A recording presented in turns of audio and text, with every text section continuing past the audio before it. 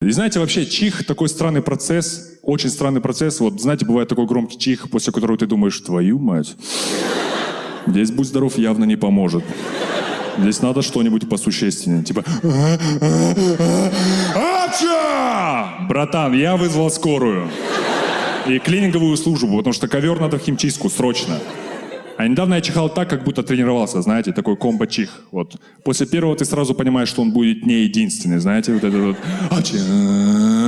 Погнали! Апча! Апча! Апча! Апча! Апча! Апча! Апча! После которого сразу хочется закурить, типа... Это было божественно.